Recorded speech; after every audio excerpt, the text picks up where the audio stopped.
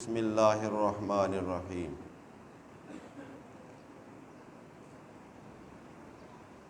لقد کان لکم فی رسول اللہ اسوۃ حسنہ،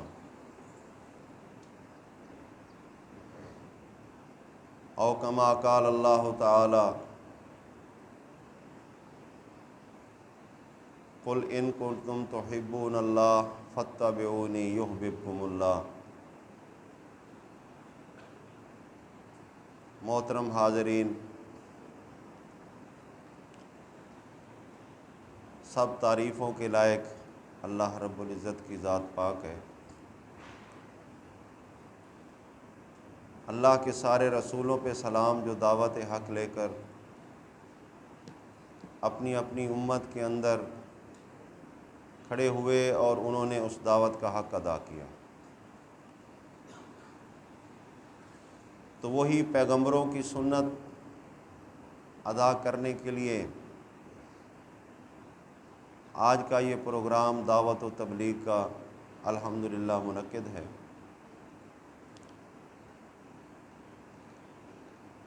ہر دعوت و تبلیغ کے پروگرام کے اندر ایک مقصد خاص ہوتا ہے۔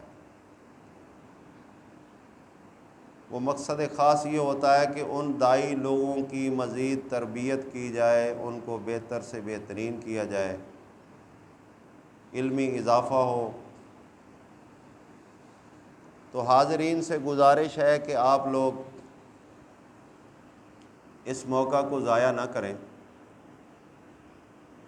اپنی توجہ اس طرف رکھیں جس مقصد کے لیے آپ آئے ہیں۔ تھوڑا ہی وقت ہے، انشاءاللہ گزر جائے گا،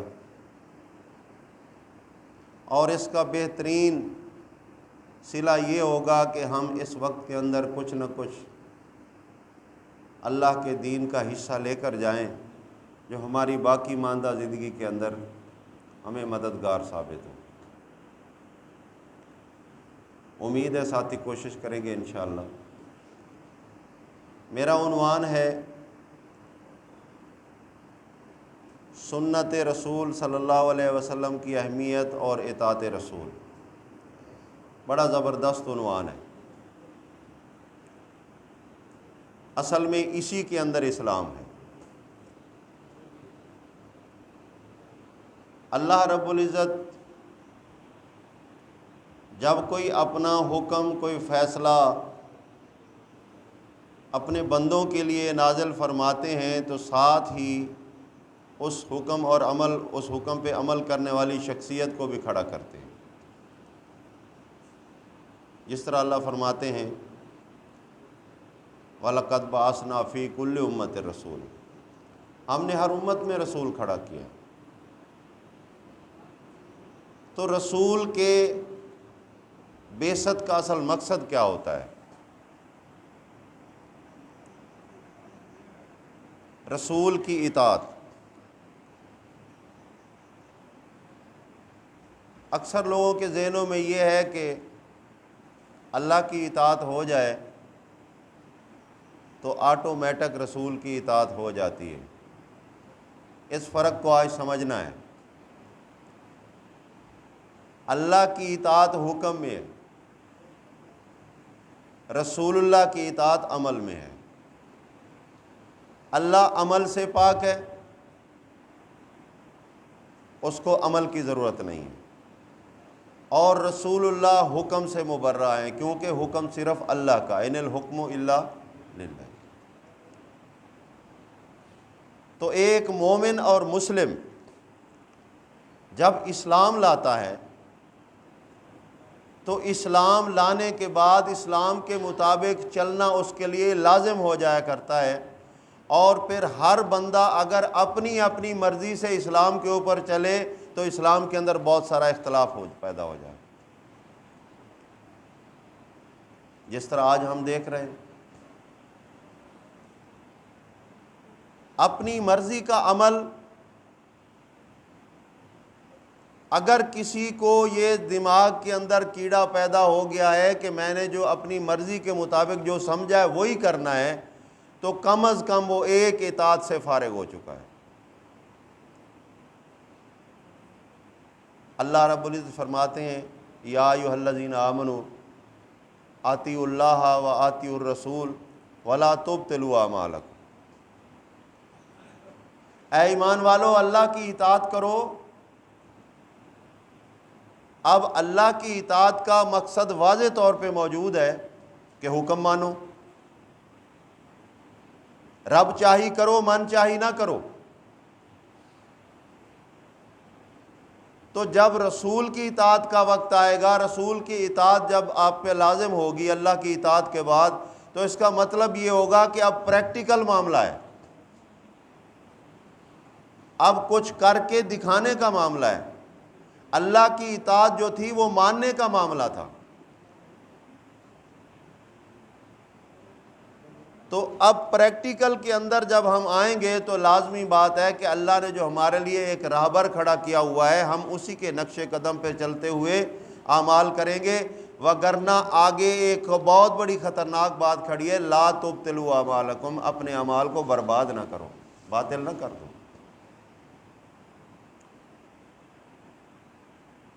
تو محمد رسول اللہ صلی اللہ علیہ وسلم کی بعثت سے لے کر قیامت تک جہاں آتی اللہ موجود ہے وہاں آتی الرسول بھی موجود ہے۔ تھوڑا سا اگر انتظامیہ اس بات کو سمجھیں تو میں اس کے اندر تھوڑی سی اضافہ کرنا چاہتا ہوں کہ سنت کے ساتھ اگر بدعت کا ذکر نہ کیا جائے تو سنت کی اہمیت ظاہر نہیں ہوتی، اگر انتظامیہ اجازت دے تو، کیونکہ عنوان نہیں ہے۔ سنت کہتے ہیں طریقے کو، جو طریقہ اللہ کے مقرر کردہ رسول نے دین کے معاملات کے اندر، یہ بھی فرق آپ کو میں بتاؤں گا، کیونکہ پیغمبر جو کھڑا کیا جاتا ہے وہ اللہ کے دین کو پہنچانے اور اس پہ عمل کروانے کے لیے کھڑا کیا جاتا ہے۔ جو بھی دینی امور ہوں گے، جو بھی دینی معاملات ہوں گے، تو پیغمبر کے طریقے سے ہی کیے جائیں گے اور ان کو اپنایا جائے گا۔ اگر کوئی مسلمان ہونے کا دعویٰ کرے اور اس کی عملی زندگی رسول اللہ صلی اللہ علیہ وسلم کی عملی زندگی سے ہٹ کر اور ہو بھی نیکی، دین کا حصہ ہو، تو اللہ فرماتے ہیں وہی برباد ہوگا، وہ اعمال جو ہیں وہی برباد ہوں گے، وہی باطل کیے جائیں گے۔ تو اب ہم دیکھتے ہیں کہ ہمارے فی زمانہ مسلمانوں کے اندر، پاکستان، ہندوستان، جتنے بھی مسلمان ہیں دنیا کے اندر، ان کے اندر عملی کیفیت کیا ہے؟ نماز ہو رہی ہے، اس کے لیے ضروری ہے کہ رسول اللہ صلی اللہ علیہ وسلم کے طریقے پہ ہونی چاہیے، کیونکہ فرمایا صلو کما رأیتمونی اصلی، ایسے نماز پڑھو جس طرح صحابہ کو کہا گیا کہ تو نے مجھے دیکھا۔ یعنی نبی صلی اللہ علیہ وسلم کا نماز پڑھنا یہ ان کی سنت تھی، ان کا طریقہ تھا اللہ کے حکم کے مطابق، تو صحابہ نے وہی طریقہ اپنایا تو گویا انہوں نے بھی سنت کو لے لیا۔ اسی طرح ایک دور چلتا رہا، صحابہ، پھر تابعین، پھر تبع تابعین، بات محدثین تک پہنچ گئی۔ تو محدثین نے کوشش کی کہ سنت کو کسی تحریر کے اندر رکھ لیا جائے، اچھی کوشش تھی، لیکن اس کے ساتھ ساتھ جو ہے سنت کے ساتھ کچھ بدعات بھی تحریر میں آ گئیں، کس طرف سے آئیں واللہ عالم۔ تو نتیجہ یہ نکلا کہ ایک اختلاف کا باعث بن گیا۔ لیکن یہ بات یاد رکھیں کہ سنت کبھی بھی قیامت تک معدوم نہیں ہو سکتی، کیونکہ سنت کسی تحریر کی محتاج نہیں ہے۔ اللہ رب العزت نے جس طرح سے اپنے کتاب کی حفاظت کا اعلان فرمایا ہے، اسی طرح اپنے پیغمبر کے طریقے کو بھی محفوظ اور مضبوط بنا دیا ہے۔ یہ تسلسل ہے جس کو کہا جاتا ہے تعامل امت یا تواتر۔ ایک صاحب سے بات ہوئی، اہل قرآن فکر کا آدمی تھا، اعتراض کرنے لگا یہ نماز یہ حدیثوں میں پوری نہیں ہے، فلاں ہے فلاں ہے فلاں ہے۔ میں نے کہا یار میں نے کب کہا ہے کہ میں آپ سے یہ کہہ رہا ہوں کہ میں نے حدیثوں میں نماز دیکھی ہے؟ میں نے تو نہیں کہا۔ ہاں البتہ میں یہ کہتا ہوں کہ نماز اللہ کی عبادت ہے، پیغمبر نے پڑھی ہے، اس کی دلیل لیتے ہو تو میں تواتر سے دینے کے لیے تیار ہوں۔ اس نے کہا مثال دو۔ میں نے اس کو مثال دی، میں نے کہا یار یہ مسجد کے اندر سے اذان کی آواز آتی ہے، اللہ اکبر اللہ اکبر، یہ کیا چیز ہے؟ اس نے کہا جی اذان۔ بھائی آپ نے کوئی حدیث نہیں پڑھی، آپ نے کوئی علم نہیں پڑھا، آپ کو کیسے پتہ ہے کہ یہ اذان ہے؟ وہ کہتا ہے میرے ماں باپ نے بتایا، معاشرہ بتا رہا ہے کہ یہ اذان ہے۔ تو میں نے کہا بھائی آپ کے ماں باپ کو کس نے بتایا؟ انہوں نے بھی کوئی تاریخ نہیں پڑھی، ان کو کس نے بتایا اذان ہے؟ تو ماننا پڑا اس کو کہ ان کو ان کے ماں باپ نے بتایا ہوگا۔ تو میں نے کہا میں نے دلیل دے دی ہے آپ کو، آپ مانو یا نہ مانو کہ سنت ایک ایسی چیز ہے جو تسلسل سے آ رہی ہے۔ اگر کوئی تحریر لکھ دی جائے تو کوئی بات نہیں، اگر تحریر نہ بھی لکھی جائے تو یہ عمل رسول صلی اللہ علیہ وسلم تواتر سے آ رہا ہے اور چلتا رہے گا، یہ کسی تحریر کا محتاج نہیں۔ تو سنت رسول صلی اللہ علیہ وسلم اللہ رب العزت کی حفاظت میں چل رہی ہے اور چلتی رہے گی۔ اب دوسری بات یہ کہ اطاعت رسول، اطاعت رسول بھی وہی ہے جس کو سنت رسول کہتے ہیں، ناموں کا فرق ہے۔ یہ مطلب نہیں اطاعت کا کہ ہم ہاتھ باندھ کر اللہ کے رسول کے آگے کھڑے ہو جائیں، ہاتھ باندھنے کے لیے اللہ کی ذات کافی ہے، بس وہی ہے۔ اطاعت کا مطلب یہ ہوتا ہے کہ آپ نے اس بات کے پیچھے چلنا ہے جس بات کو آپ سے کہا گیا ہے کہ اس کی اطاعت کرو۔ تو رسول اللہ صلی اللہ علیہ وسلم نے اعلان نبوت کے بعد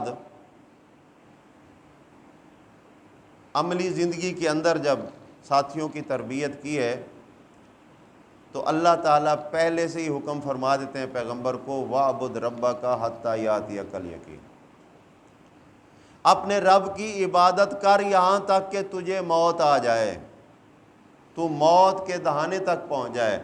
تو اپنے رب کی عبادت کیسے؟ سوال پیدا ہوتا ہے بھائی رب کی عبادت کیسے کی جائے؟ یہاں آ کر آپ عابد کے مسئلے کو بھی سمجھیں گے، عابد اور معبود کا مسئلہ بھی تو ہے نا۔ اللہ تعالیٰ نے پیغمبر کو بھی کہا ہے اور پیغمبر کے امتیوں کے لیے بھی کہا ہے وَاعْبُدُوا اللَّهَ، اللہ کی بندگی کرو، اللہ کی عبادت کرو۔ تو کچھ لوگوں کا خیال یہ ہے کہ بندگی سے مراد یہ ہے کہ اللہ کو مان لو، بس اللہ کو پاورفل مان لو، سپر طاقت اللہ کو مان لو، یہی بندگی ہے۔ نہیں، اس کا عملی ثبوت نہیں ہے، یہاں عملی ثبوت کی ضرورت ہے۔ ایک بندہ جب کھڑا ہوتا ہے اللہ کی بارگاہ کے اندر اللہ اکبر کہتا ہوا ہاتھ باندھ کر کھڑا ہوتا ہے تو دیکھنے والے کے لیے دلیل ہوتا ہے کہ کس ہستی کے سامنے یہ ہاتھ باندھ کے کھڑا ہوا ہے۔ اتنا بڑا معزز آدمی، چودھری آدمی، خان آدمی، اس کو کبھی اس طرح نہیں دیکھا، لیکن اب دیکھ رہے ہیں کہ یہ ہاتھ باندھ کے کھڑا ہوا ہے ساکت ہو کر۔ تھوڑی دیر گزرتی ہے، ابھی وہ تعجب میں ہی ہے دیکھنے والا کہ وہی خان صاحب رکوع میں چلا جاتا ہے، وہ اور تعجب میں پڑتا ہے کہ یہ کیا ہو رہا ہے، ابھی قیام تھا اور ابھی یہ جھک گیا ہے، پھر اس سے آگے سجدہ آیا کھڑا ہوا ہے، تو جب وہ سجدے میں جاتا ہے تو یہ انتہا ہوتی ہے، قرآن یہاں بول اٹھتا ہے وسجد واقترب، اللہ کو سجدہ کر اور قریب ہو جا اللہ کے۔ یعنی یہاں قریب ہونے کا مطلب یہ ہے کہ اللہ اسی میں راضی ہے کہ اللہ کا بنایا ہوا چہرہ یہ اللہ کے سامنے جھکے، یہ اللہ کا بنایا ہوا بندہ اللہ کے سامنے عاجز ہو کر ہاتھ باندھ کے کھڑا ہو جائے، یہ اللہ کا بنایا ہوا بندہ اللہ کے سامنے جھک جائے، رکوع کر لے، تو یہ ہے اللہ کا قرب، یعنی صلاۃ، نماز۔ سب سے پہلے رسول اللہ صلی اللہ علیہ وسلم نے شروع کی۔ اب اطاعت رسول میں مومن کیا کرے گا؟ اگر کہے اطاعت رسول میں تو قرآن پڑھ رہا ہوں، میں تو قرآن پڑھ رہا ہوں لہٰذا یہی رسول کی اطاعت ہے اور یہی اللہ کی اطاعت ہے، تو پریکٹیکل کہاں گیا؟ وہ سجدہ کہاں گیا؟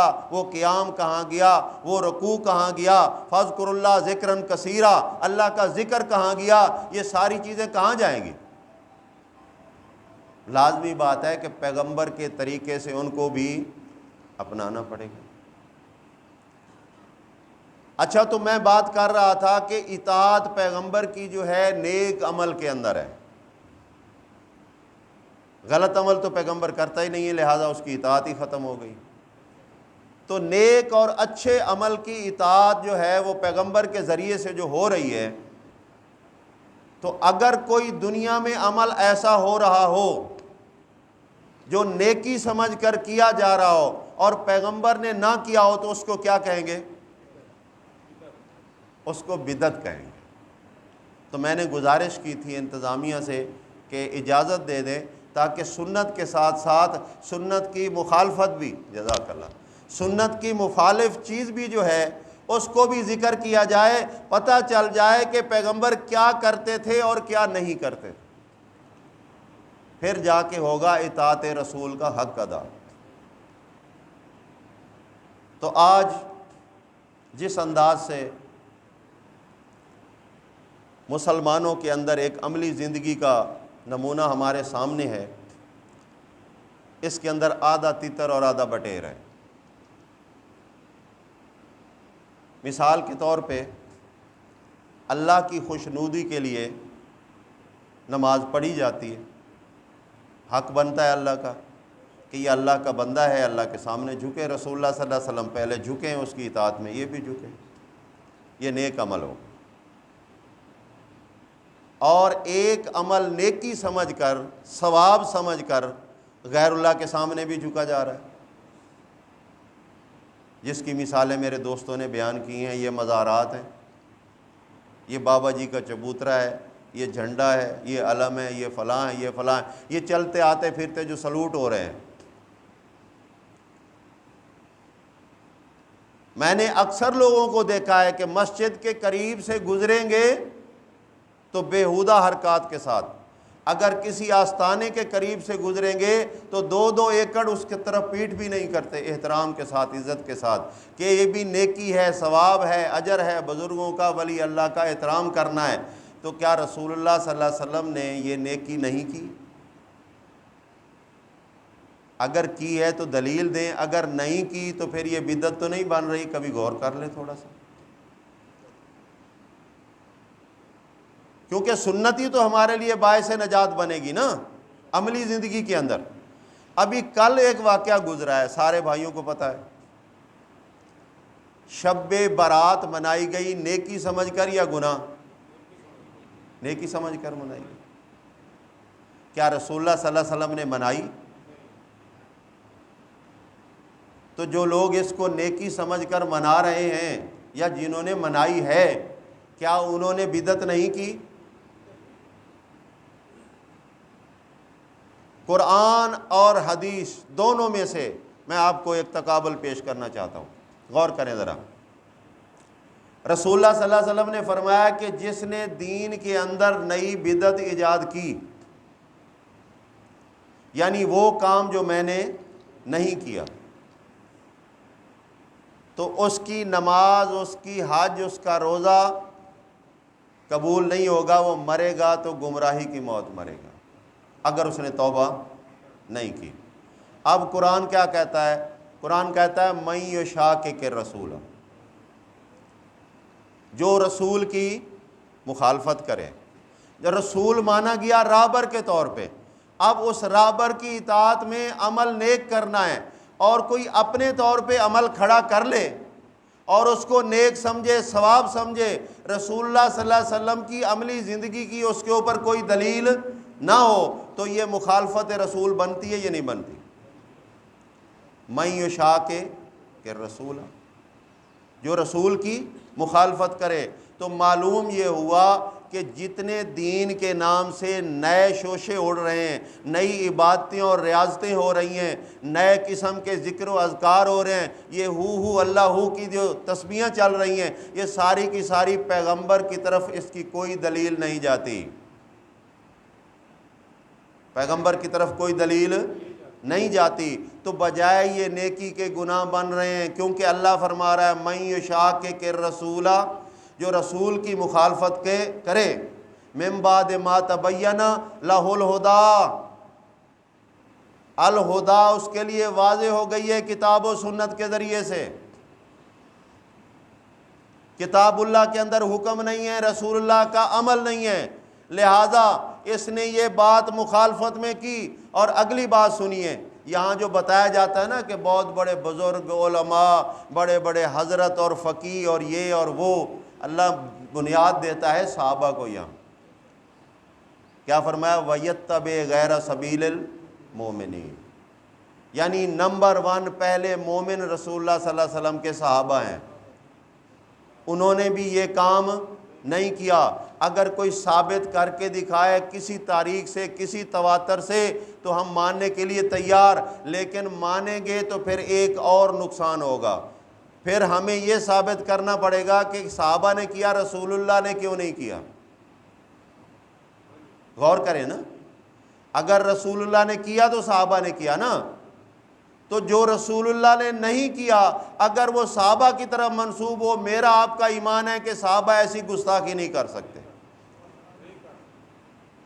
لہذا رسول اللہ پہ بھی جھوٹ، صحابہ پہ بھی جھوٹ۔ تو جو بدعت ہوتی ہے، جو نیکی سمجھ کر کی جاتی ہے، اگر اس پہ رسول اللہ کی عملی زندگی کی مہر نہ ہو تو وہ باعث نجات کے باعث عذاب بن جاتی ہے، دنیا کے اندر بھی اور آخرت کے اندر۔ اب رسول اللہ صلی اللہ علیہ وسلم کی کچھ سنتیں آپ کے سامنے رکھنا چاہتا ہوں، کیونکہ آج کل فتنوں کا دور ہے نا، شترے بے مہار ہو چکے ہیں امت کے کافی لوگ، بد عملی کا شکار، عابد اور معبود کے مسئلے کو بالکل مفقود کر دیا گیا ہے۔ یعنی وہ ذات جو اعلان کر کے کہتی ہے وما خلقت الجن والانس الا لیعبدون، ہم نے جن اور انس کو اسی لیے پیدا کیا ہے کہ وہ میری بندگی کریں، یہ اعلان الہ واحد کا ہے۔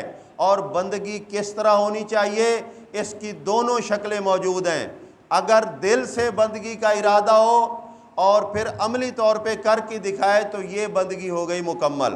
اگر ظاہری بندگی کرو گے، دل سے ارادہ نہیں ہوگا، اللہ فرماتے ہیں لا یؤمنون باللہ وبالیوم الاخر، یہ ریاکار ہیں، دکھانے والے ہیں، دل سے نہیں کرنے والے ہیں۔ اگر دل سے کرنے والے ہیں، پریکٹیکل نہیں کر رہے، تو لازمی بات ہے کہ رسول اللہ کی مخالفت ہو گئی، کیونکہ رسول نے مانا بھی ہے اور عمل بھی کر کے دکھایا۔ تو آج ہمیں یہ بات ماننی پڑے گی کہ ایمان کے بعد عملی زندگی کو اگر ترک کیا جائے تو یاد رکھیے نجات نہیں ہے۔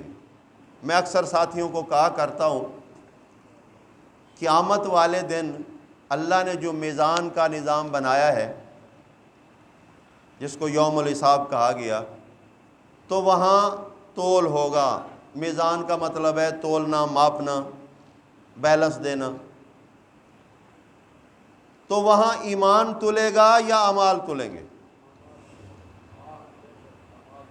ایمان کا تو معاملہ یہ ہے کہ ایمان آپ لا گئے، مان گئے، یقین کر لیا، اللہ کو بھی علم ہے کہ میرے اس بندے نے مان لیا، لیکن وہاں جو ہے قرآن کی شہادت سے پیش کرتا ہوں، قرآن کہتا ہے من یعمل مثقال ذرۃ خیرا یرہ ومن یعمل مثقال ذرۃ شرًا یرا، یہاں عمل کی بات ہو رہی، ایمان کی بات نہیں ہو رہی۔ تو لہٰذا اگر کوئی ایمان کے بعد عمل صالح نہیں کرتا تو قیامت والے دن کیا اس کا پلڑا بھاری ہوگا یا خالی ہوگا؟ یہ ہے پیغمبر کی سنت۔ عملی زندگی کو اپنائیے، اللہ رب العزت کے احکامات پہ عمل کر کے دکھائیے۔ مثال کے طور پہ اللہ نے حکم دیا ہے حج کرو، تو حج کے اندر جتنے معاملات آ رہے ہیں سیدنا ابراہیم علیہ السلام سے لے کر محمد علیہ السلام تک، یہ ایک تسلسل اور تواتر چلا آ رہا ہے، تو اللہ نے تو فرمایا حج کرو۔ حج کے اندر جو کچھ ہو رہا ہے، یہ صفا مروہ ہو رہا ہے، یہ طواف خانہ کعبہ ہو رہا ہے، یہ احرام باندھا جا رہا ہے، اور احرام کا بھی ایک طریقہ کار ہے۔ اللہ نے تو نہیں بتایا کہ تم نے ایسے احرام باندھنا ہے، بلکہ یہ طریقہ سیدنا ابراہیم علیہ السلام سے چلا آ رہا ہے کہ اسی طریقے سے احرام باندھنا ہے۔ اللہ نے نہیں کہا کہ طواف کے اندر تم نے 7 چکر لگانے ہیں، لیکن ابراہیم علیہ السلام نے کتنے چکر لگائے؟ 7 لگائے۔ تو اسی سنت کا پابند اللہ تعالیٰ نے بعد والے رسولوں کو بھی کیا، حتیٰ کہ آخری رسول محمد رسول اللہ صلی اللہ علیہ وسلم کو کہا اتبع ملت ابراہیم حنیفہ، تو اتباع کر ابراہیم علیہ السلام کے دین کی۔ جب ملت کی بات آتی ہے نا تو اس میں دونوں چیزیں آ جاتی ہیں، عقیدہ بھی آتا ہے اور عمل بھی آتا ہے۔ تو ہر چیز تو پیغمبروں کے ذریعے واضح ہو رہی ہے، اسی کو کہتے ہیں اطاعت رسول۔ تو اطاعت رسول کے اندر جتنی بھی عبادات آپ کریں گے، اس کی حقیقت تو اللہ ہی میرا مالک جانتا ہے کہ وہ خوش ہو کر آپ کو کتنا زیادہ اجر دے گا، کیونکہ اس کی مقدار مالک نے کسی کو بتائی نہیں ہے۔ ایک نمازی جب نماز پڑھتا ہے تو 2 لکھنے والے بیٹھے ہیں، لکھ لیتے ہیں۔ یہ جتنی روایتیں یا قصے آتے ہیں نا، فلاں عمل کرو اتنا ثواب، اتنا ثواب، اتنا ثواب، یہ فضول ہے۔ اللہ تعالیٰ نے اپنی رحمت کو ایک وقت مقرر کے لیے بتایا ضرور ہے، لیکن چھپایا ہوا ہے۔ اللہ فرماتا ہے فَيُضَاعِفُهُ لَهُ أَضْعَافًا كَثِيرًا، اتنا بڑھائے گا کہ یہاں ریاضی ختم ہو گئی ہے۔ مہربان مالک ہے نا، اسی لیے ہمیں صفت بھی بتائی کہ نماز کے اندر جو پہلا اعلان ہے تعریف کے بعد اللہ کی رحمت کا اعلان کرو، الرحمن الرحیم۔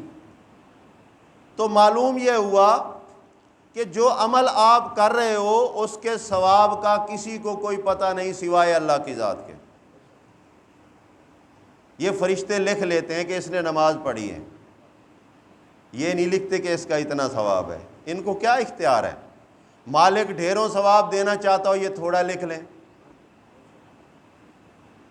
الرحمن الرحیم تو اللہ کی ذات ہے نا، اپنے بندوں کو نوازنے والا تو وہی ہے۔ فرشتے تو بیچارے خود بندے ہیں، پابند ہیں، لا یعصون اللہ ما امرہم، اللہ جو حکم دیتا ہے وہ اس کی نافرمانی نہیں کرتے، لگے ہوئے۔ اب اللہ نے فرمایا لکھ لو، تو انہوں نے لکھ لیا۔ پتہ نہیں کتنا اجر ہے، مہربان مالک کتنا دے گا، یہ قیامت والے دن اللہ فرمائیں گے تو نے میرے لیے نماز پڑھی اتنا اجر دے رہا ہوں، تو نے میرے لیے قربانی کی اتنا اجر دے رہا ہوں، تو نے میرے لیے دین بیان کیا اتنا اجر دے رہا ہوں۔ یہ اللہ کا معاملہ ہے، یہ بندے کا معاملہ نہیں ہے، یہ اللہ کی مخلوق کا معاملہ نہیں ہے کہ اجر کا کوئی حساب و کتاب لگائے۔ اب رہی بات،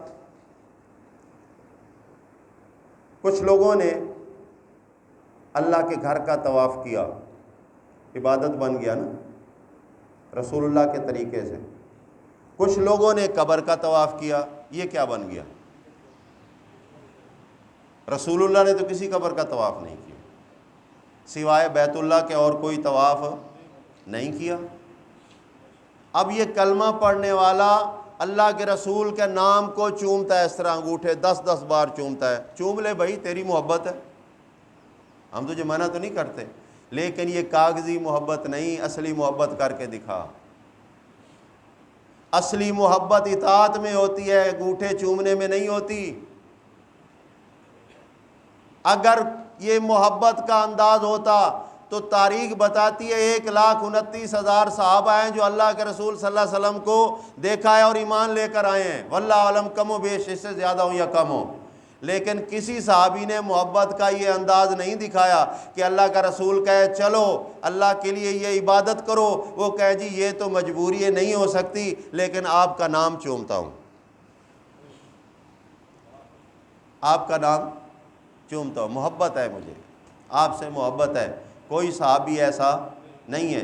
تو پھر قرآن کہتا ہے وَيَتَّبِعْ غَيْرَ سَبِيلِ الْمُؤْمِنِينَ، یہ لوگ جو ہیں ان مومنین صحابہ کے راستے کے علاوہ چلتے ہیں، غیر مومنین کی طرف چلتے ہیں۔ اور یہ بدعات جتنی بھی آتی ہیں، یہ شب برات جو گزری ہے اس کے اندر میں آپ کو بتا رہا تھا کہ سب لوگوں نے رات کو چراغاں کیا، کس مقصد کے لیے؟ نیکی سمجھ کر نا، چراغاں کرو، گھر کو روشنی کے اندر رکھو۔ بعض غالی لوگوں نے کچھ اور بھی بیان کیا کہ اس رات کو روحیں آتی ہیں اور آ کر خوش ہوتی ہیں کہ ہمارے بچوں کے گھر آباد ہیں۔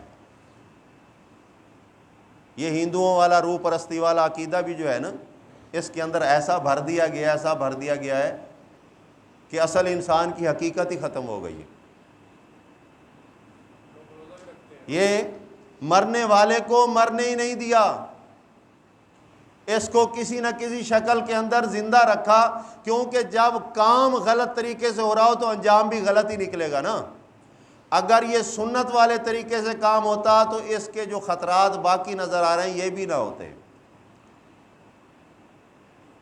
نیکی سمجھ کر شب برات منائی گئی، اور جن کی یہ رات ہے اس کی اگر آپ ہسٹری پڑھیں، ٹائم نہیں ہے تو آپ کو پتہ چلے گا کہ یہ مسلمان اگر اسی کی نقل کے اندر یہ رات منائے گا تو شرم سے ڈوب مرے۔ انہوں نے یہ رات بنائی ہے بی بی فاطمہ کے 18 گز صحیفے کی انتظار کے اندر کہ وہ مہدی کی شکل میں آئے گا اور وہ صحیفہ لائے گا۔ اصل دین وہی ہے، یہ قرآن تو وقتی طور پہ ہے نا،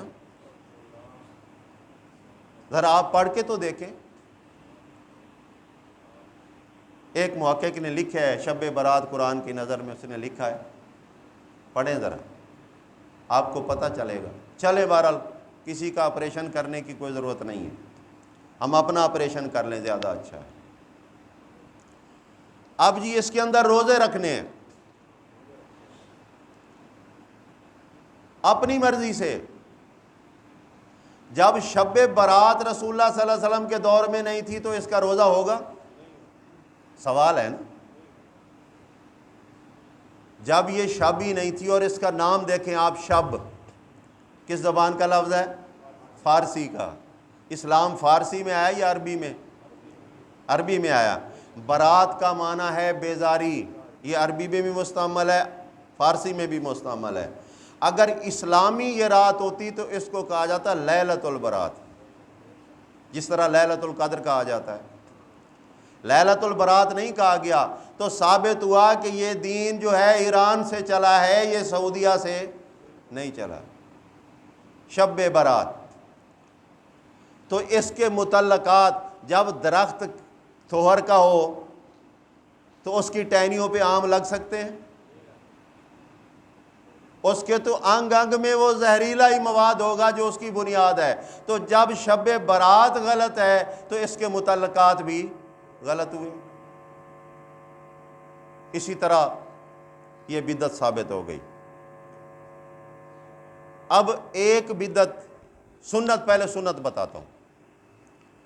پیغمبر علیہ السلام کی سنت کیا ہے کہ جب کوئی مسلمان مر جائے، جس کا خود پریکٹیکلی رسول اللہ صلی اللہ علیہ وسلم نے کیا بھی اور بتایا بھی ساتھیوں کو، کہ اس کو غسل دو، اس کو کفن دو، اس کا جنازہ پڑھو، اس کو دفن کر دو۔ اب جو مرنے کے بعد ہوتا ہے، پہلا پروسیس ہے اس کا غسل کا، یہ سنت ہے۔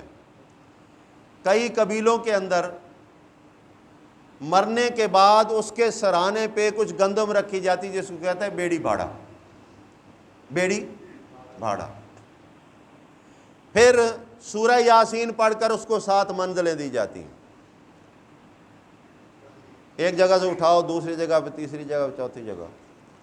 پوری سرمایہ روایات میں اور سنت رسول صلی اللہ علیہ وسلم میں ہمیں یہ کام نظر نہیں آتا۔ بظاہر تو نیک کام ہے نا، بظاہر نیک کام ہے اور لوگ نیک سمجھ کر کرتے ہیں، لیکن یہاں سند رسول اطاعت کے اور سنت کی نہیں ہے، لہذا فہو رد، یہ مردود ہے کام، یہ بدعت ہے، یہ بجائے ثواب کے گناہ کا ہے۔ اچھا، پھر یہ بھی ہوتا ہے، اللہ کے رسول فرماتے ہیں من کذب علیہ متعمدا فجزاؤہ جہنم، جس نے میرے اوپر جھوٹ باندھا بات کو سمجھتے ہوئے، متعمد طریقے سے جان بوجھ کر جھوٹ باندھا، ایک تو ہوتا ہے نا غلطی سے بات ہو جائے، اللہ معاف کرنے والا، جان بوجھ کر جھوٹ باندھا تو اس کا ٹھکانہ جہنم ہے۔ تو اب رسول اللہ صلی اللہ علیہ وسلم کی سیرت جو ہے 1450 سال سے چلی آ رہی ہے، باپ در دادا، دادا پر دادا اسی طرح سے چلی آ رہی ہے۔ مجھے آپ بتائیں جو نیک کام ہیں ان کے اندر کون سی چیز نہیں ہے؟ میں آپ کو گن کر بتاتا ہوں۔ نماز ہو رہی ہے دنیا پہ، نیک کام ہے، روزہ رکھا جا رہا ہے، حج بھی ہو رہا ہے، صدقات و خیرات بھی ہو رہے ہیں، زکوٰۃ بھی دی جا رہی ہے، نکاح بھی ہو رہے ہیں، عیدیں بھی پڑھی جا رہی ہیں، قیام اللیل بھی ہو رہا ہے، ٹھیک ہے، قرآن بھی پڑھا جا رہا ہے، یہ ساری چیزیں تسلسل اور تواتر سے ملتی ہیں۔ لیکن جو ان کے خلاف ہیں، قرآن پڑھو، قرآن پہ عمل کرنے کی بجائے اس کو پھونکے مارنے شروع کر دو،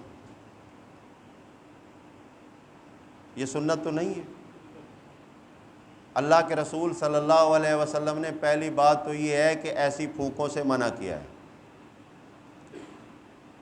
یہ رقیہ کے اندر شامل ہے۔ رقیہ کہتے ہیں دم کرنا، جھاڑ پھونک کرنا، تو رسول اللہ صلی اللہ علیہ وسلم نے اسے منع فرمایا۔ لیکن اگر کوئی قرآن پڑھ کر گھر کے کونوں کے اندر پھونک مارے، پانی پہ پھونک مار کے چھڑکائے، بیمار کو پلا دے اور کہے میں نے تو قرآن ہی پڑھا ہے، نیک کام کیا ہے، کوئی برا کام کیا ہے، تو اس سے پوچھا جائے نا کہ ثابت کرو کہ کیا رسول اللہ صلی اللہ علیہ وسلم نے بھی کیا یا نہیں کیا۔ اگر نہیں کیا تو نے بہت برا کام کیا ہے، اللہ کی کتاب کو استعمال کیا اپنی برائی کے اندر۔ ظالم اپنا انجام سوچ،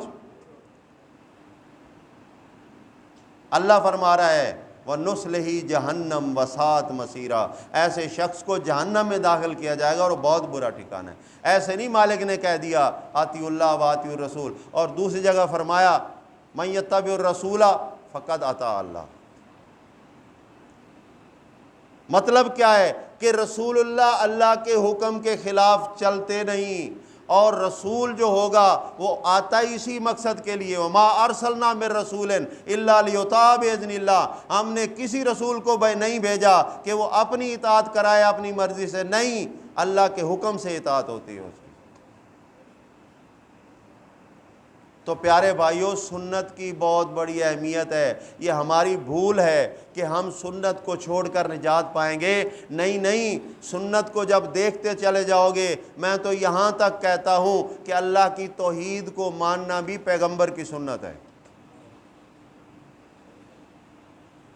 سب سے پہلے پیغمبر نے اعلان کیا نا، لا شریک لہ وبذالک وامرت انا اول المسلمین، اللہ کا کوئی شریک نہیں ہے۔ اس سے پہلے قل ان صلاتی و نسکی و محیای و مماتی لا شریک لہ وبذالک امرت، یعنی حکم اللہ کا رسول پہ آیا ہے، رسول نے وہ کیا ہے۔ جب رسول نے کیا ہے تو پھر لازمی بات ہے کہ سب سے پہلا کرنے والا اس پہ عمل رسول ہے، تو جو اس کو دیکھ کر کرے گا وہ رسول کے طریقے کے مطابق کرے گا، یہی سنت ہے۔ تو اپنی عملی زندگی کو خراب نہ کرو بدعات کے ذریعے سے۔ اس کے 2 طریقے ہیں، ایک تو بدعات کرنے والے لوگ جو ہیں نا وہ اپنا کرایا برباد کر دیتے ہیں۔ قرآن حکیم اس کا بھی اشارہ دیتا ہے عاملۃ ناصبہ تصلیٰ نارا حامیہ، ساری رات اتنی لمبی تسبیح لی ہوئے گٹ گٹ گٹ گٹ گٹ گٹ ہو رہی ہے، اور صبح کو جناب پتہ لگتا ہے کہ بابا جی نے ساری رات آنکھیں سوجی ہوئی ہیں، ذکر کرتا رہا ہے۔ کوئی پوچھے کیا کیا؟ عبادت کی ہے جی، اللہ کی عبادت کی ہے، اللہ سے لو لگایا ہوا ہے جی۔ تو تیرا لو اللہ سے زیادہ ہے یا پیغمبر علیہ السلام کا زیادہ ہے؟ ماڈل تو وہ تھا نا، ماڈل وہ تھا، اللہ نے اس کو ماڈل بنایا تھا۔ وہ پیغمبر کہہ رہا ہے میں سوتا بھی ہوں، میں اللہ کی عبادت بھی کرتا ہوں، میں رات کو سوتا بھی ہوں۔ اللہ تعالیٰ نے میرے لیے آسانی فرمائی ہے، بلکہ آپ سورہ مزمل پڑھیں، ان ربک یعلم انک تقوم ادنی من ثلثی اللیل ونصفہ وثلثہ وطائفۃ من الذین معک واللہ یقدر اللیل والنہار۔ یہ پوری ترتیب ہے۔ عالم ان سیکون منکم مرضی وآخرون یضربون فی الارض یبتغون من فضل اللہ، اینڈ میں اللہ فرماتے ہیں فقرؤوا ما تیسر من القرآن۔ بیمار بھی ہوں گے، مسافر بھی ہوں گے، انہوں نے سفر بھی کرنا ہے، ان کو تھکانا نہیں ہے، نہ خود تھکنا ہے۔ اللہ رب العزت نے آسانی پیدا کی ہے پیغمبر علیہ السلام پہ، اور پیغمبر علیہ السلام نے اپنی امت پہ آسانی پیدا کی ہے۔ فرمایا کہ اللہ تعالیٰ کو وہ عمل پسند ہے جو اعتدال والا عمل ہو، یہ نہیں ہے کہ بالکل نہ ہو یا یہ ایسا ہو کہ اپنے آپ کو اس عمل میں ہلاک کر لو، نہیں، اللہ کو وہ پسند ہے جو اعتدال سے اور تسلسل کے ساتھ ہو۔ ایک دن رات کھڑے ہو کر عبادت کرتے رہو، 4 دن دوائیاں لیتے رہو، کو فائدہ ملے گا؟ ٹانگیں سوج جائیں گی نا، اکڑ جائیں گی۔ اگر وہی عشاء اور فجر کی نماز پڑھ لو اللہ کے رسول کے طریقے کے مطابق، اگر اللہ توفیق دے تو رات کو نوافل پڑھو، تہجد کے وقت پڑھ لو، لیکن سونا بھی ضروری ہے، یہ سنت ہے۔ اسلام میں روحانیت بھی نہیں ہے، اسلام میں جہالت بھی نہیں ہے، دونوں چیزیں نہیں ہیں۔ اگر تم روحان بن گئے، صوفیت اختیار کر لی، گھر بار چھوڑ دیا، حقداروں کا حق چھوڑ دیا، یہ سنت نہیں ہے، یہ بدعت ہے۔ اور جاہل نکمے بن گئے، دین سے بے بہرے ہو گئے، نہ اللہ نہ توبہ نہ استغفار، تو یہ بھی ایک جہالت ہے۔ دین کے اندر ان دونوں کی کوئی گنجائش نہیں، دونوں کی کوئی ضرورت نہیں ہے، ان دونوں کی اصلاح کی ضرورت ہے۔ اگر یہ اصلاح کر لیں تو ٹھیک ہے، اگر نہ کریں انما هم فی شقاق، پھر چھوڑ دو، یہ اسی طرح مخالفت میں لگے رہیں، کوئی فائدہ نہیں۔ تو پیارے بھائیوں، سنت رسول صلی اللہ علیہ وسلم کی پہچان یہ ہے کہ وہ فطرت کے مطابق ہوگی، غیر فطری سنت نہیں ہو سکتی، کیونکہ رسول جو ہے نا پوری انسانیت کے لیے، جس طرح یہ کتاب پوری انسانیت کے لیے ہے نا، تو جس پہ کتاب یہ نازل ہوئی ہے وہ بھی پوری انسانیت کے لیے۔ اب فطرت کی بات غیر مسلم کے اندر بھی موجود ہے۔ پیغمبر کی سنت ہے بزرگوں کا احترام کرو، سنت ہے نا، تو کیا اگر کوئی غیر مسلم ہوگا تو بزرگوں کا احترام نہیں کر رہے؟ وہ کر رہے ہیں۔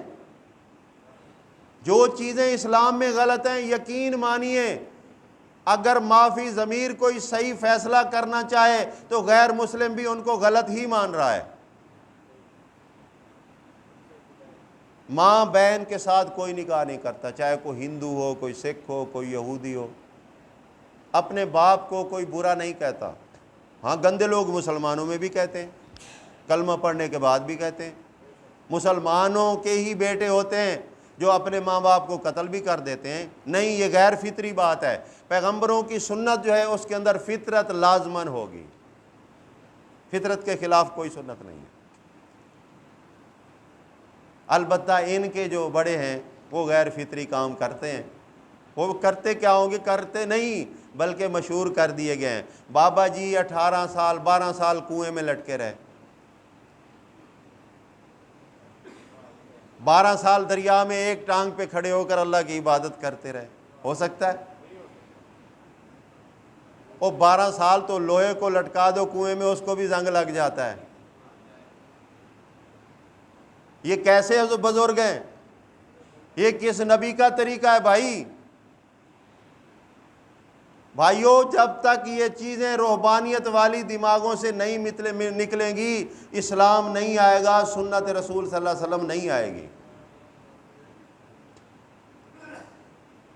اس لیے ہمیں چاہیے کہ اس کی فکر کریں۔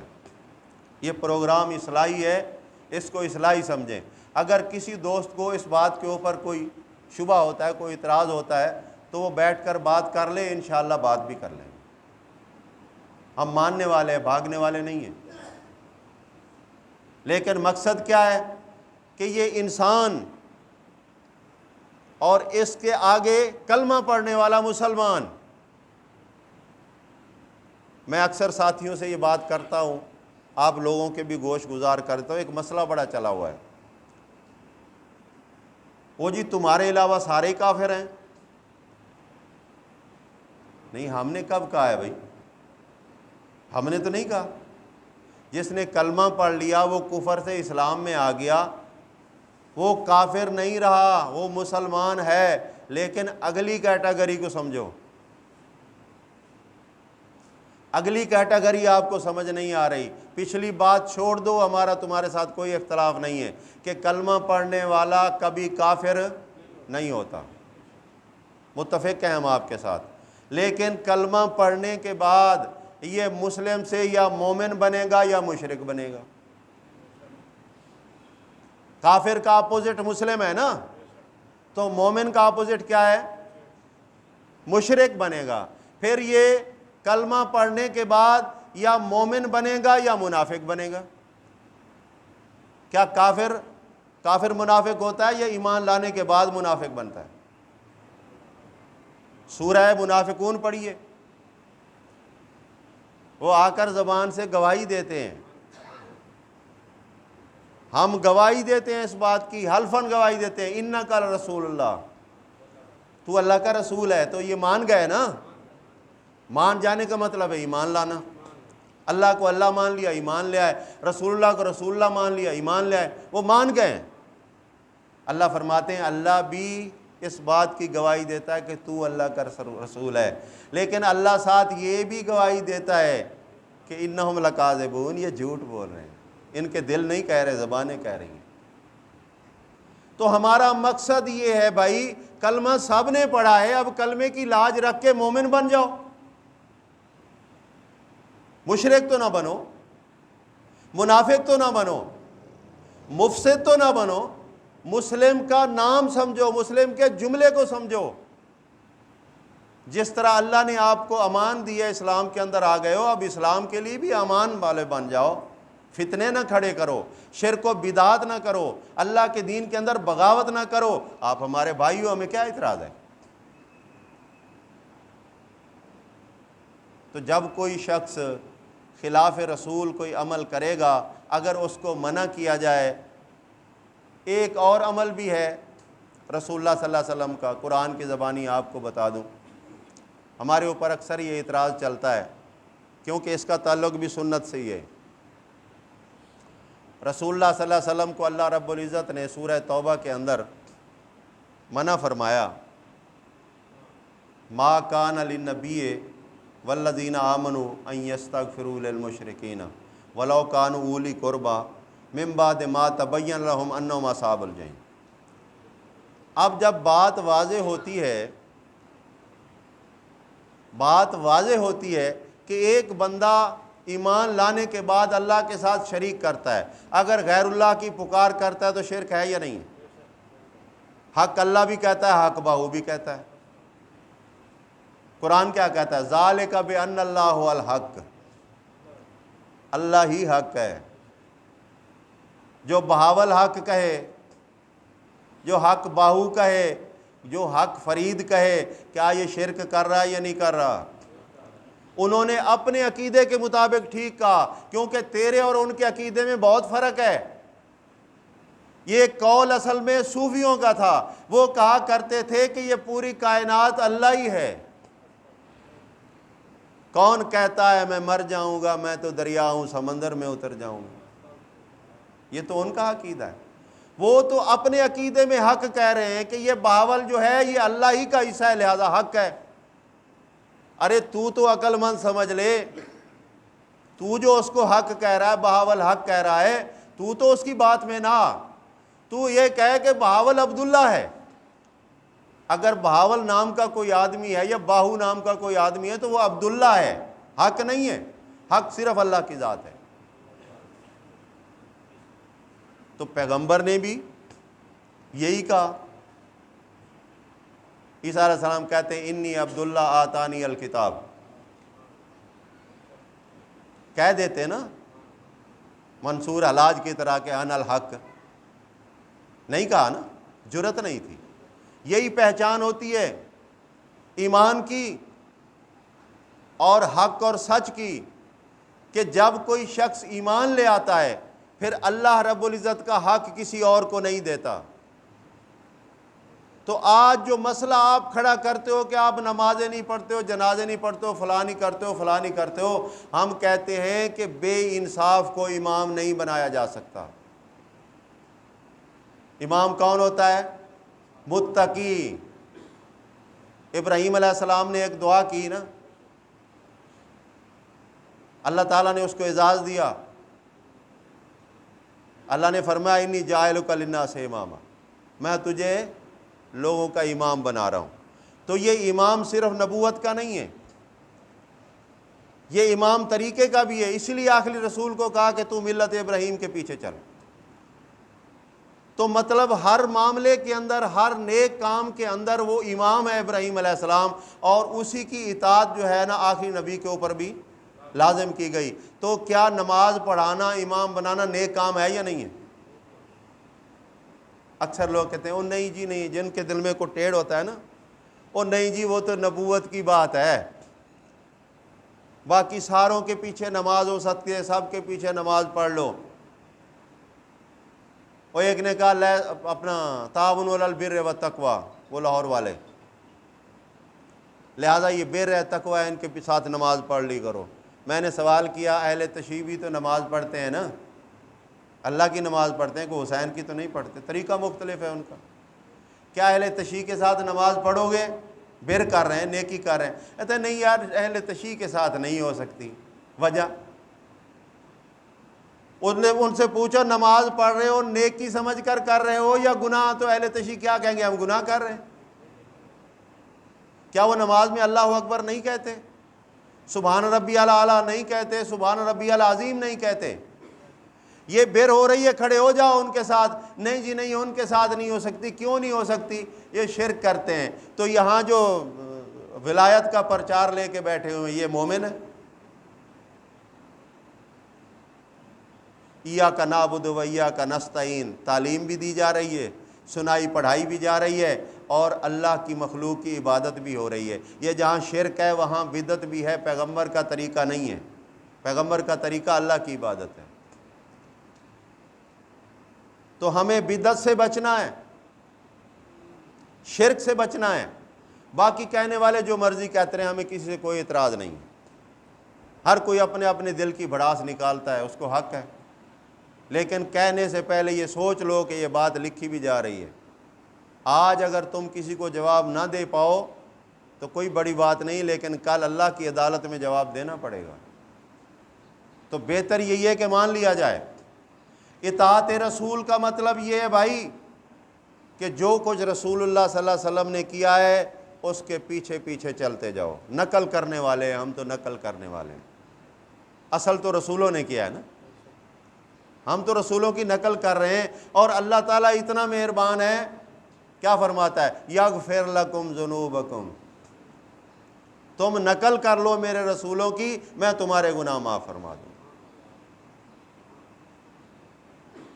میرے بھائی نے اپنے بیان میں ایک آیت پڑھی تھی، نوح علیہ السلام نے اپنی قوم سے کہا فاتقوا اللہ وَأَطِیعُونِ۔ کتنا بڑا دعویٰ ہے یار، کہ میری اطاعت کرو، یہ بہت بڑا دعویٰ ہے۔ اللہ کے رسول کے علاوہ کسی کو جرت نہیں ہے کہ یہ کہہ سکے کہ میری اطاعت کرو۔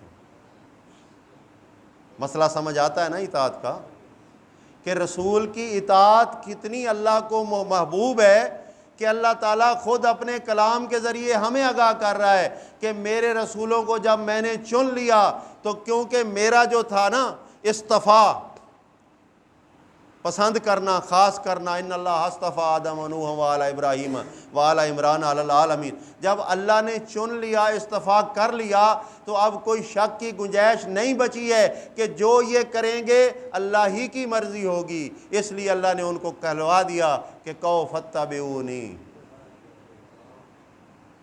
میری اتباع کرو۔ تو آج سے انشاءاللہ ہم یہ تہیہ کرتے ہیں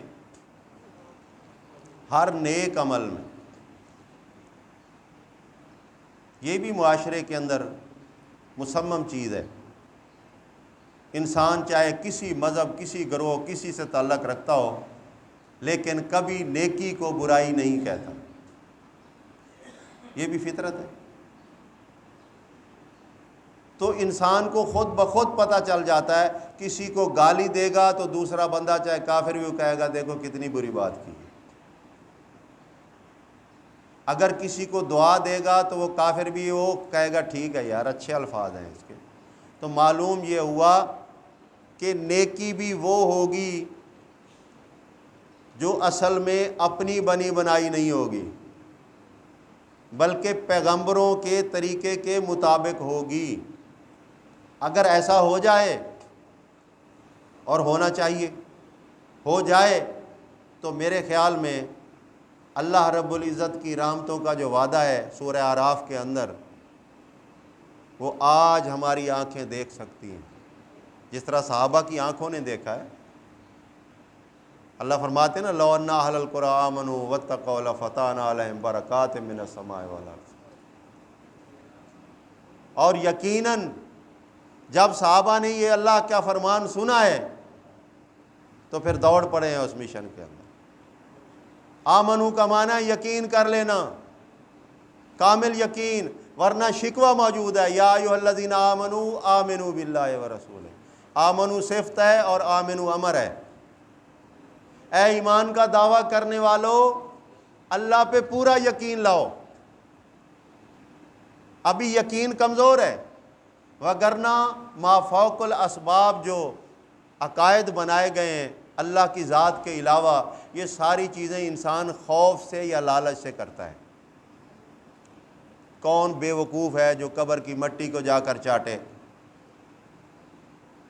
کون بے وقوف ہے جو بت کے سامنے کھڑا ہو جائے، ہاتھ باندھ کے کھڑا ہو؟ کون بے وقوف ہے جو اپنے ہاتھ سے جھنڈا بنائے اور اس جھنڈے کے سامنے اپنے ہاتھ لہرا کر کہے کہ میری مدد مشکل کشائی کر؟ حقیقت یہ ہے کہ یہ انسان اپنے پندار میں اس قدر توحید سے ہٹ کر گر چکا ہوتا ہے کہ اب انسانیت سے باہر ہوتا ہے۔ یہ سورہ حشر پڑھیں، اللہ فرماتے ہیں وَلَا تَكُونُوا كَالَّذِينَ نَسُوا اللَّهَ، ان جیسے نہ ہونا جنہوں نے اللہ کو بھلایا، فَأَنسَاهُمْ أَنفُسَهُمْ، اللہ نے ان کے ساتھ ایسا کیا کہ وہ اپنے آپ کو بھول گئے کہ ہم انسان ہیں یا حیوان ہیں۔ اب ایک مٹی کے سامنے جھکنے والا، لکڑی کے کسی بت کے سامنے جھکنے والا، کم تر مخلوق کے آگے جھک رہا ہے، اس کو اپنی حیثیت نظر نہیں آئی نا۔ لَقَدْ خَلَقْنَا الْإِنسَانَ فِي أَحْسَنِ تَقْوِيمٍ وَلَقَدْ كَرَّمْنَا بَنِي آدم، اللہ تعالیٰ اعزاز دے رہا ہے، لیکن یہ اپنے آپ کو ذلیل اور رسوا کر رہا ہے۔ تو نتیجہ یہ ہوا نا کہ یہ اپنی حقیقت سے بے خبر ہو گیا۔ جب یہ حقیقت سے بے خبر ہو گیا تو یہ حیوانوں سے بھی بدتر ہو گیا۔ اولئک کالانعام بل ھم اضل۔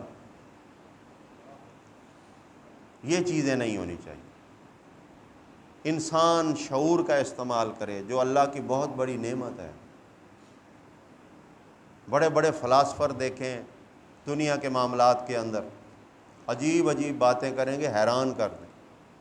یہ سائنسدان وغیرہ یہ جو ایجادات کرتے ہیں، یقیناً اللہ کا دیا ہوا علم ہے، اس میں کوئی شک نہیں۔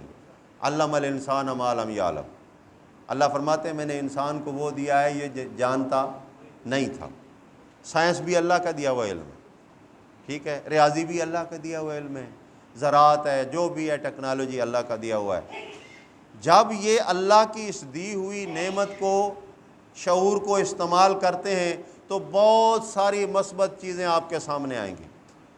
لوہا ہوا میں اڑا دیں گے، اڑ رہا ہے نا جہاز کی شکل میں، 2 انگلی کی ایک پٹڑی ہوتی ہے، اس پہ ٹرین دوڑا دیتے ہیں، دریاؤں کو بند لگا دیتے ہیں، ڈیم بنا دیتے ہیں۔ یہ ساری چیزیں کیا ہیں؟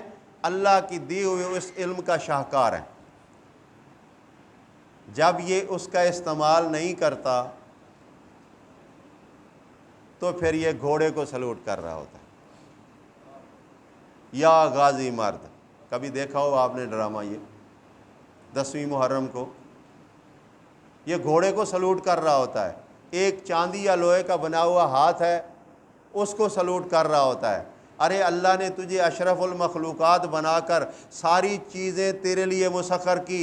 هو الذی خلق لکم ما فی الارض جمیعا، جو کچھ زمین میں نظر آ رہا ہے تیرے لیے ہے، تو اس کے لیے نہیں ہے، یہ تیرے لیے ہے لیکن تو میرے لیے۔ جب یہ ان چیزوں کی طرف جاتا ہے جو غیر فطری ہیں تو یہ ذلیل بدتر بن جاتا ہے، اور اگر فطرت کی طرف آ جائے، پیغمبروں کی سنت کی طرف آ جائے، پیغمبروں کے طریقے کی طرف آ جائے، تو اللہ فرماتے ہیں وَلَقَدْ كَرَّمْنَا بَنِي آدَمَ، ہم نے تو اس کو عزت دی ہے۔ فرشتوں میں بھی یہ بات مالک چرچا فرماتے ہیں، انی اعلم ما لا تعلمون، میں جو جانتا ہوں وہ تم نہیں جانتے۔ میں نے اس کے اندر کیا کیا رکھا ہے، یہ تو بہت بڑے کارنامے انجام دینے والی مخلوق ہے۔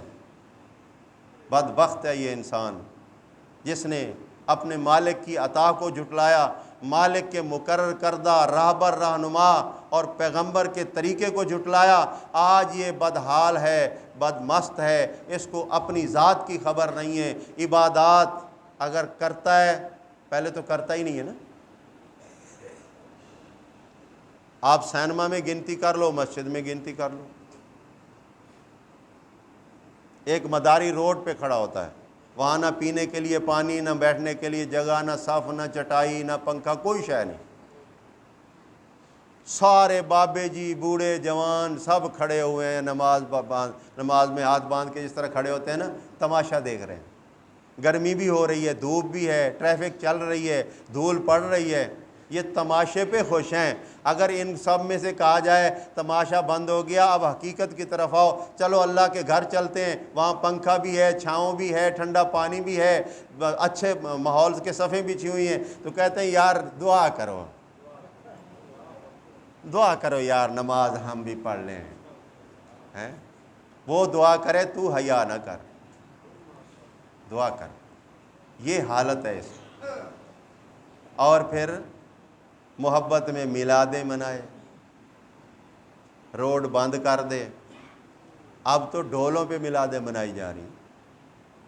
اللہ کے رسول صلی اللہ علیہ وسلم نے فرمایا خبردار مزامیر نہیں استعمال کرنے، یہ ساز باجا نہیں استعمال کرنا، کیونکہ یہ شیطانی شغل ہے، اور اللہ کے رسول نہیں چاہتے کہ میرے مسلم امتی جو ہیں وہ شیطان کے چنگل کے اندر آئیں، کیونکہ شیطان آہستہ آہستہ سرایت کرتا ہے، پتہ بھی نہیں چلتا۔ جسم میں چیونٹی جب چلتی ہے نا، کاٹتی نہیں، جب چلتی ہے تو انسان پھر بھی محسوس کر لیتا ہے، لیکن جب یہ بد عملی، بد عقیدگی کرتا ہے تو اتنے خفیہ طریقے سے ہوتا ہے کہ یہ سمجھتا ہے یا سبون انہم یحسنون صنعا، یہ سمجھتا ہے کہ میں بالکل ٹھیک ہوں، او لکڑی کے بنائے ہوئے بت کی طرح صاف شفاف ہوں، لیکن بد عقیدی اور بد عملی کی وجہ سے اس کی یہ حالت ہو چکی ہوتی ہے کہ یہ بالکل نکمہ ترین ہو چکا ہے۔ وجہ یہ ہے کہ سنت کی طرف نہیں آتا، نبی کے طریقے کی طرف نہیں آتا۔ اللہ کے رسول صلی اللہ علیہ وسلم کا یہ بھی طریقہ ہے، انصاف کرو، ہے سنت، انصاف کرو۔ تو جو ڈنڈی مارے،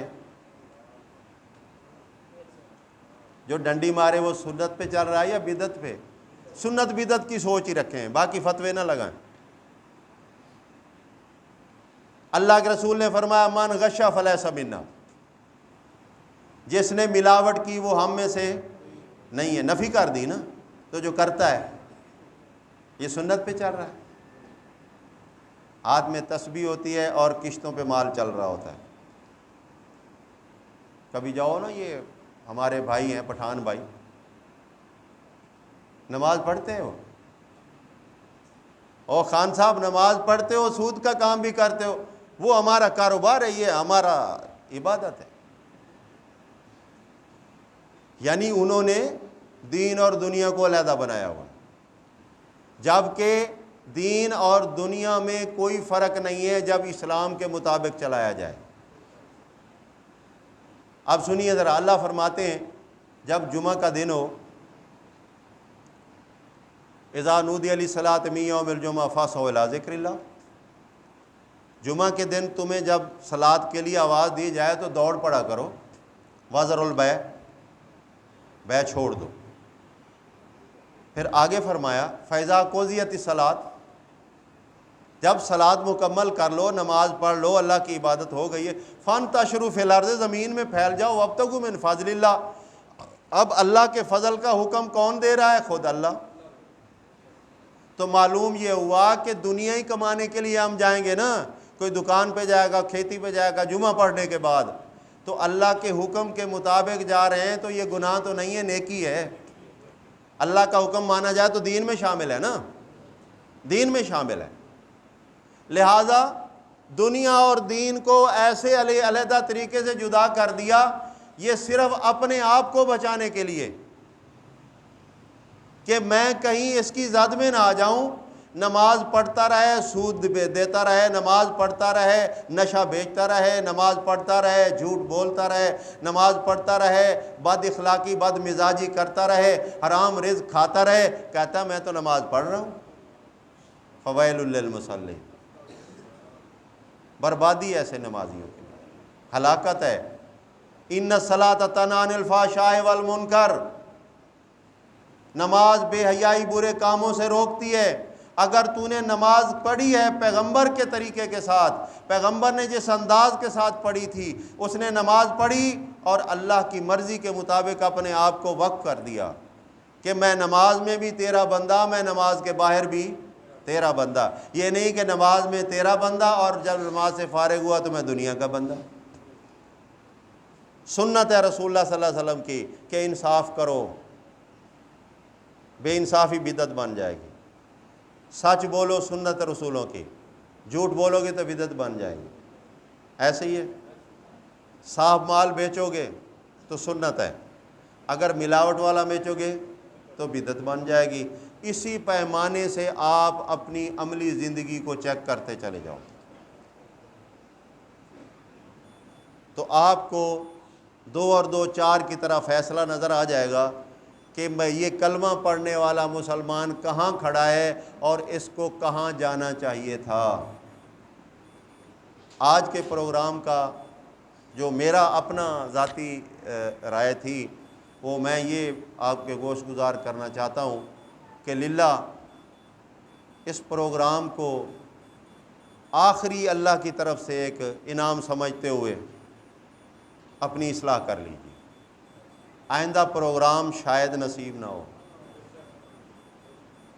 کتنے لوگ آج ہمیں نظر نہیں آ رہے، پچھلے جو پروگرام میں تھے آج نظر نہیں آ رہے، اس کی 2 وجوہات ہیں۔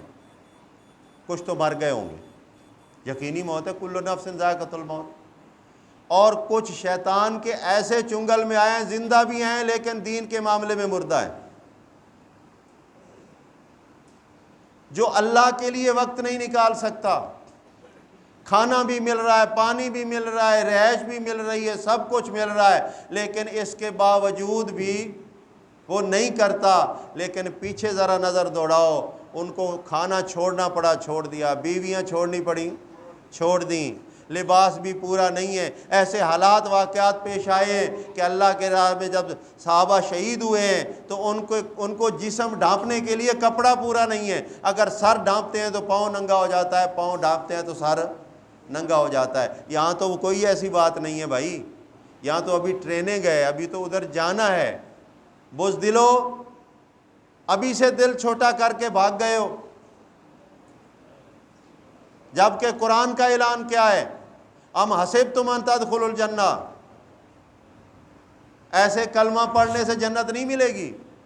ولما یاتکم مثل الذین خلو من قبلکم، جب تک پہلے لوگوں جیسے حالات تمہارے نہ کر دیے جائیں۔ مستہم الباسا والضراء وزلزلوا، 3 قسم کے جھٹکے لگے۔ پھر ہوا کیا؟ حتیٰ یقول الرسول، یہاں تک کہ وہ جھٹکا رسول بھی برداشت نہ کر سکا اور کہنے لگا متی نصر اللہ، متی نصر اللہ۔ مومنوں نے بھی کہا متی نصر اللہ۔ اللہ فرماتے ہیں الا، صبر کرو، خبردار ہو جاؤ، اعلان ہو چکا ہے، ان نصر اللہ قریب، اللہ کی مدد قریب ہے۔ تو پیارے بھائیوں، جب ہم کوشش کریں گے کتاب و سنت کے مطابق چلنے کے لیے، دل میں ولولہ پیدا کریں گے، تو انشاءاللہ وہ زلزلے جو صحابہ رضی اللہ عنہ اجمعین نے برداشت کیے، یقیناً ہم برداشت نہیں کر پائیں گے۔ اور اللہ تعالیٰ یہ بھی اعلان فرماتے ہیں لا یکلف اللہ نفسا الا وسعها۔ ہم تو یہ چھوٹی چھوٹی آزمائشوں کے سامنے بزدل بن جاتے ہیں، وہ تو تلواروں کے سامنے بھی بہادر تھے۔ ایک روایت میں آتا ہے کہ مسلمان جب ایک غزوہ کے اندر وہ درہ کو چھوڑا نا، جب انہوں نے، تو کافر نے گھوم کر حملہ کر دیا، وقتی طور پہ نقصان ہو گیا۔ تو کافر گھرا کر کہتا ہے لنا عزا ولا عزا لکم، ہمارا عزا ہے، آج ہم غالب آ گئے، تمہارا عزا نہیں ہے، تم مانتے نہیں ہیں۔ تو رسول اللہ صلی اللہ علیہ وسلم صحابیوں کے مخاطب کر کے زخمی حالت میں کہتے ہیں کہ جواب دو اللہ مولانا ولا مولا لکم۔ یہاں جواب دینا بنتا ہے،